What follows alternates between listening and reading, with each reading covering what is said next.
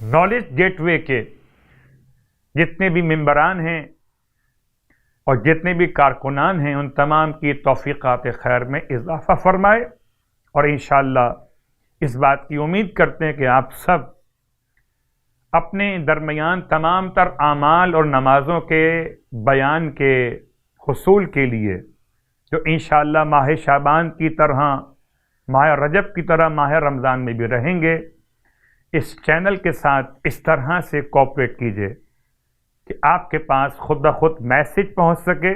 اس کے لیے زحمت کیجئے گا کہ سبسکرائب کا بٹن دبا دیجئے تاکہ آنے والے ہر دعا اور عمل آپ تک پہنچ سکیں۔ پروردگار آپ کی زحمت کو اپنی بارگاہ میں اجر کا عنوان قرار دے، امام زمانہ علیہ السلام کو ہم سے راضی خوشنود فرمائے۔ الہی آمین۔ اعوذ باللہ من الشیطان اللعین الرجیم، بسم اللہ الرحمن الرحیم۔ الحمد لأہلہ والصلاة علی اہلہا، ما بعد۔ ماہ رجب المرجب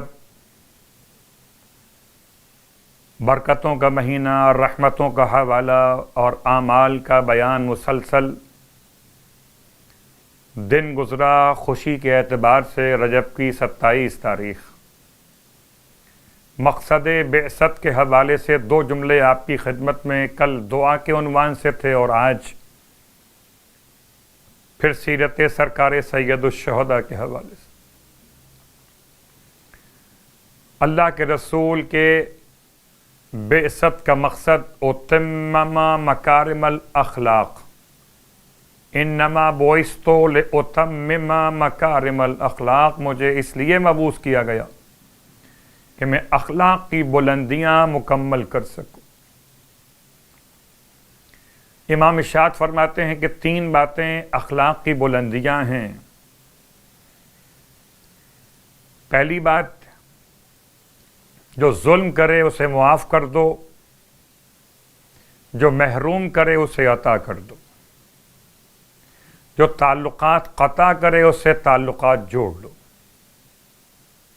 ان 3 باتوں کو معصوم نے مکارم الاخلاق کے نام سے یاد کیا ہے۔ اور رجب کی 28ویں شب فرزند پیمبر کا مدینے سے سفر ہے، سادات کی بستی کے اجڑنے کی خبر۔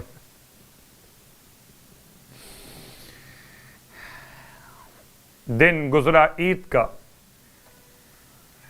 آپ نے عید کے اعمال انجام دیے مفاتیح الجنان کے اعتبار سے۔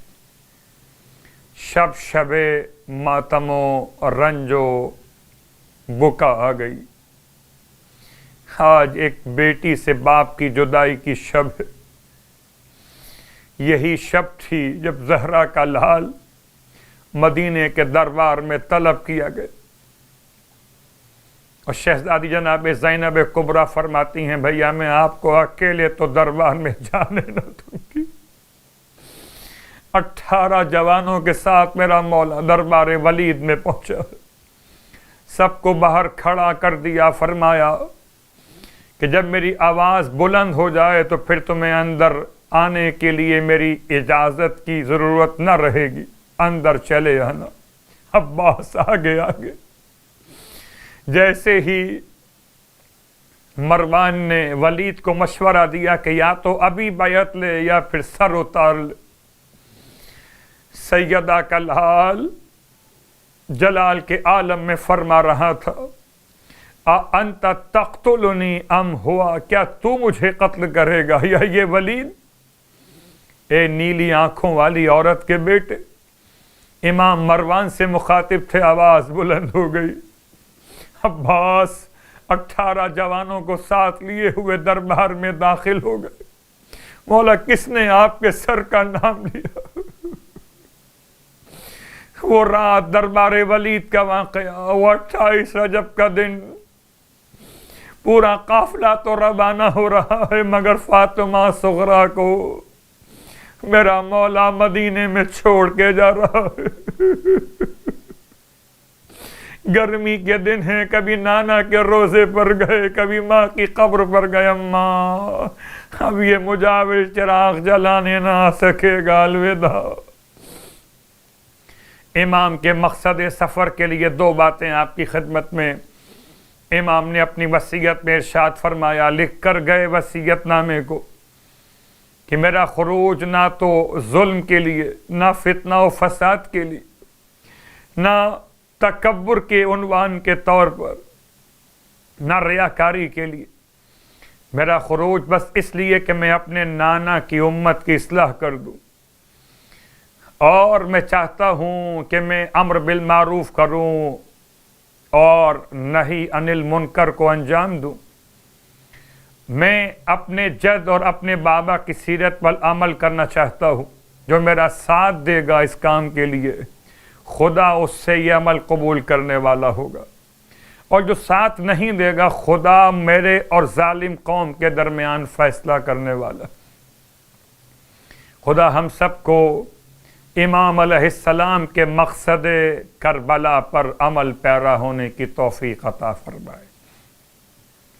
28ویں رات کی نماز 12 رکعت نماز، جس کی ہر رکعت میں الحمد کے بعد سورہ اعلیٰ، سورہ انا انزلنا 10 مرتبہ پڑھا جائے گا، سورہ اعلیٰ، سورہ انا انزلنا، اور نماز تمام کر کے 100 مرتبہ درود اور 100 مرتبہ استغفار پڑھا جائے گا۔